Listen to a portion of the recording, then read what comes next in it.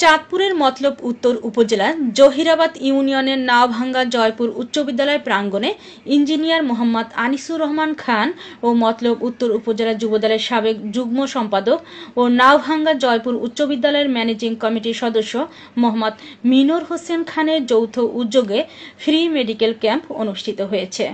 বিস্তারিত থাকছে মতলব থেকে মোহাম্মদ তুহিন ফয়েজের প্রতিবেদনে।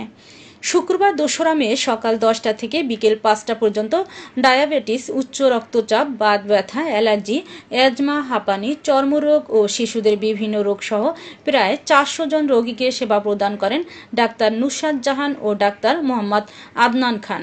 এ সময় উপস্থিত ছিলেন জহিরাবাদ ইউনিয়ন বিএনপির সভাপতি তোফায়েল কবিরাজ, যুবদলের সহ সভাপতি রহমত উল্লাহ প্রধান, সমাজসেবক রফিক সর্দার, মঞ্জু প্রধান, তানবীর আহমেদ শিশি সহ এলাকার গণ্যমান্য ব্যক্তিবর্গ।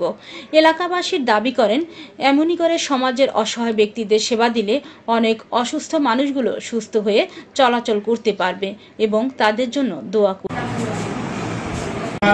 জ্বরটা বন্ধ করেন, তাইলে ওষুধ এই ওষুধটা বন্ধ রাখেন, এখন যেটা খাচ্ছেন এটা বন্ধ রাখেন। ধূমপান বন্ধ,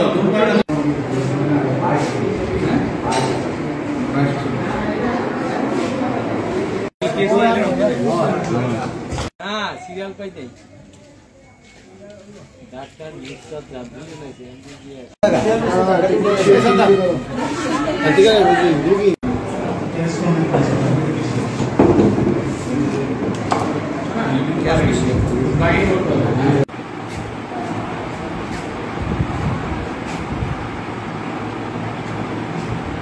এখানে থাকবে, কিন্তু শুধু মহিলা যদি থাকে তাহলে নিচে চলে।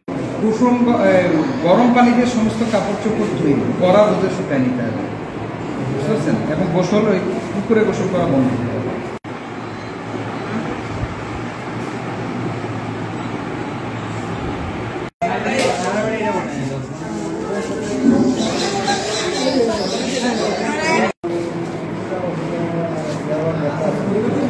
আপনি বিড়ি সিগারেট খান?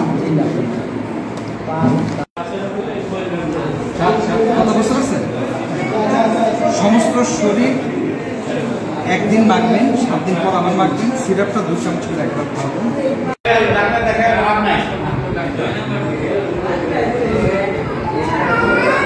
আমি মনির হোসেন খান, জহিরাবাদ।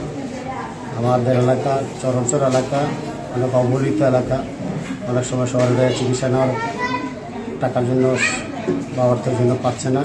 এই জন্য ফ্রি ক্যাম্প আমার চাচাতো ভাই ইঞ্জিনিয়ার আনিসুর রহমানের মাধ্যমে ওনার সহযোগিতায় একটা ফ্রি ক্যাম্প দেওয়া হয়েছে। ফ্রি চিকিৎসার জন্য আমরা এলাকার গরিব দুঃখী এবং সর্বস্তরের লোকজনকে ফ্রি চিকিৎসা দেওয়ার জন্য এখানে ডাক্তার নিয়োগ করছি।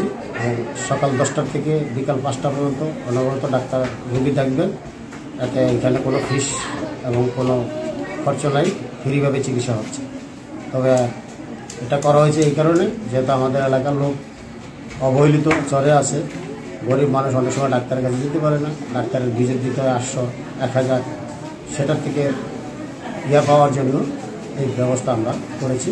আসসালামু আলাইকুম।